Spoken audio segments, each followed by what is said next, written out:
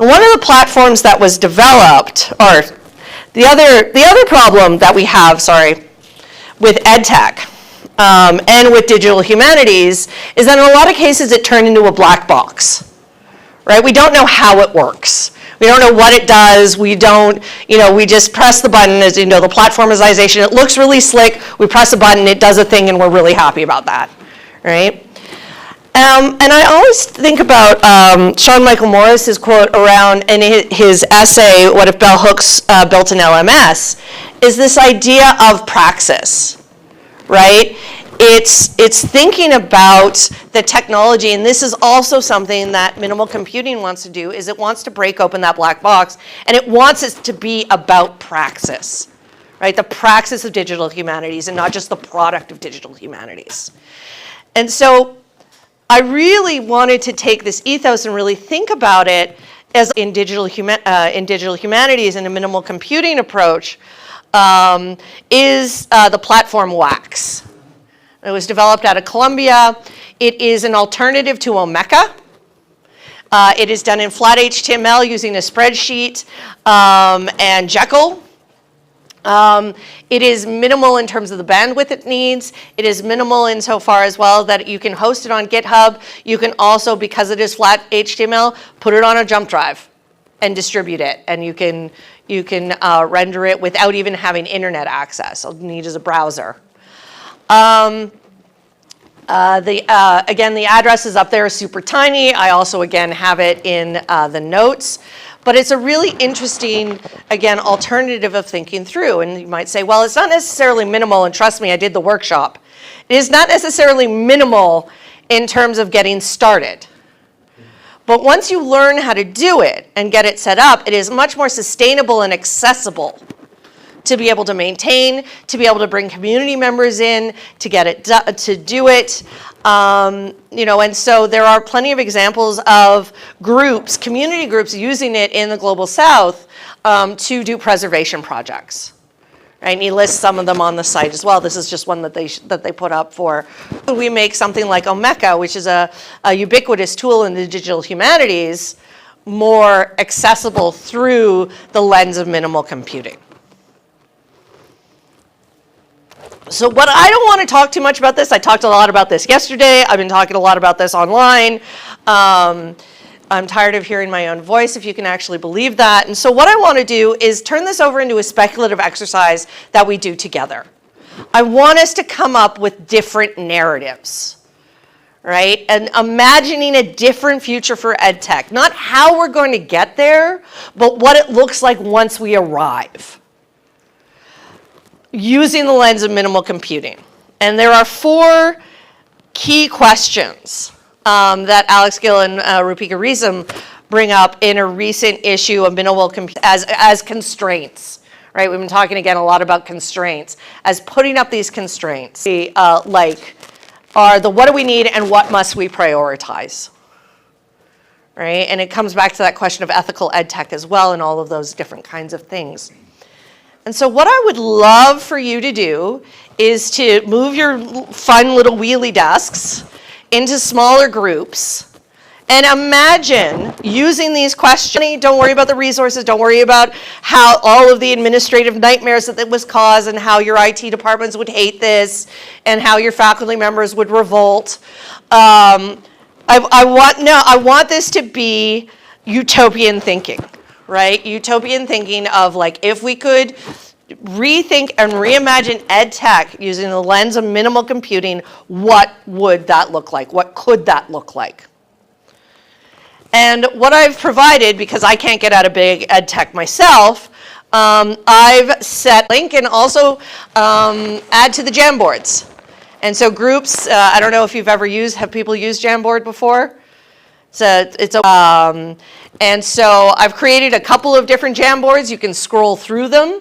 So you can go to one and everybody can contribute, or if your group just wants a nice clean slate, you can do that. But I would love to give you 15 minutes and then to kind of do a 5-minute wrap up at the end, dream and share that on these Jamboards so that we can all sort of see, because again, we only have half an hour and we're probably not going to get through everybody's ideas, but at least with the Jamboard, we can see each other's ideas after the fact. How's that sound? All right, move your chairs, spin around, get into groups. Imagine differently. We got two or three, four, just like you all have the Jamboard.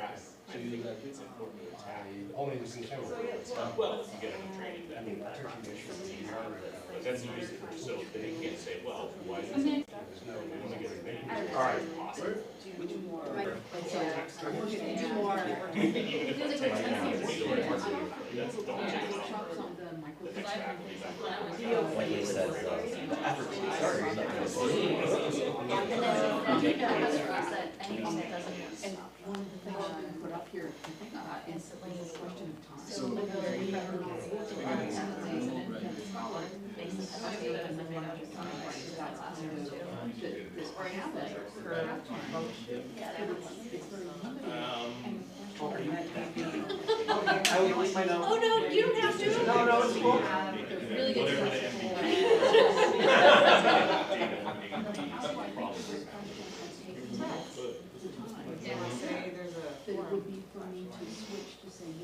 So what else do we need? Right now, I thought it was like, speak more about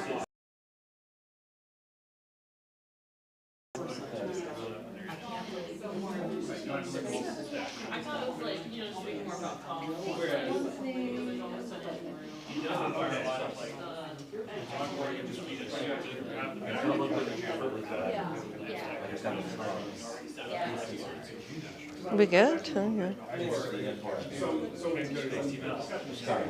No, that's okay. Because it's, you have just make a note.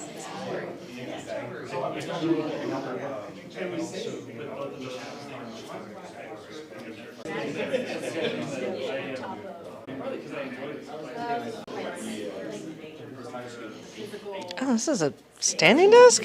Yeah.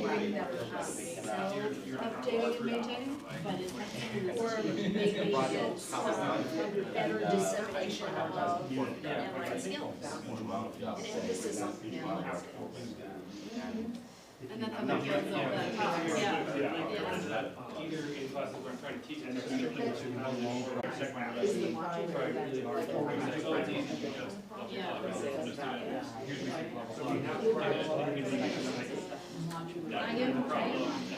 Getting used to it. But I find that I have to reteach myself certain command line actions every time I need to use them because they don't stick.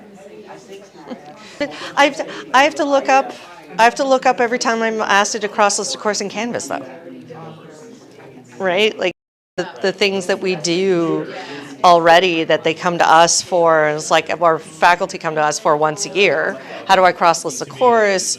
How do I weight my grades? And there's a lot of that stuff that doesn't stick with me either, and then I have to go look that up as well, even though like I'm the expert. Certain amounts of faculty, there's a learned helplessness for me. And so if we're already doing these kinds of things, what if we just did it differently for different things? If they're already going to be confused by the technology, what if we just made them confused about different technology? I don't know. No, I'll try to, if I go into a class for an instructor, I'll Google something and show them that I looked this up on our business too, and it's okay to say, I don't know in front of your students, let us look it up together. Yeah. One thing, at least I've been able to catch trouble breaking is the uncomfortability. Exactly it. That's all I'm going to do. Like, I don't know. Can I do that in Canvas?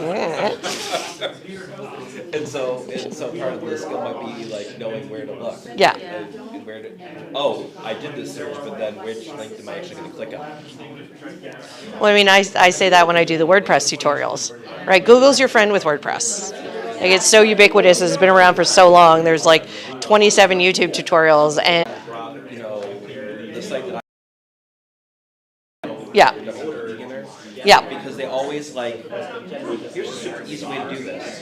Here's a way to use the plugin. Here's a way if you want attention to think about what that plugin is doing. Like how to build that tiered invitation. I didn't talk for more than 10 minutes. Hey, I've done this for you. Yeah. But Nope, everything is good. I drool. Well, I drool too, but that's neither here nor there.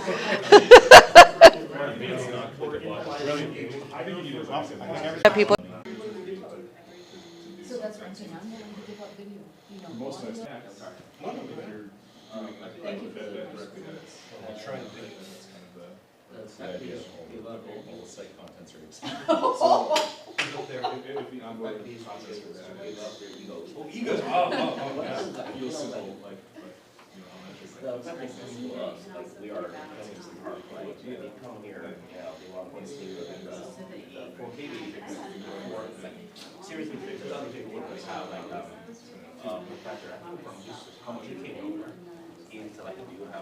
Differently.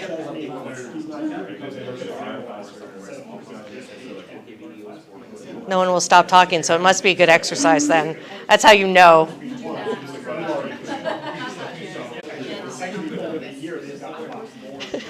Hold up the 5-minute sign.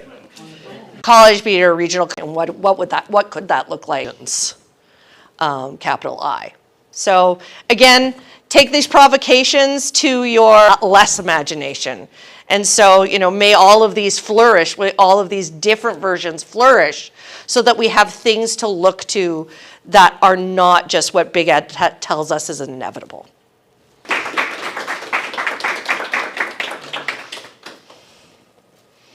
Really needed more than a half an hour for that. Well, minimal, right, but you have to. Yeah. Hey, I only had 5 slides. I don't know how much more minimal I can get than that. One. Yeah, I could have had one. You're right.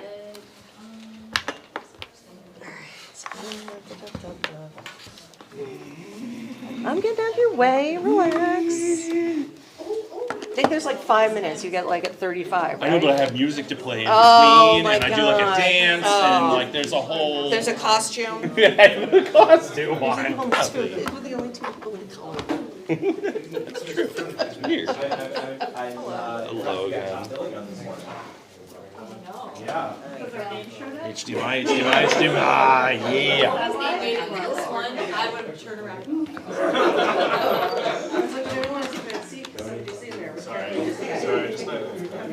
My favorite thing was like, you guys are talking. Oh, I am too.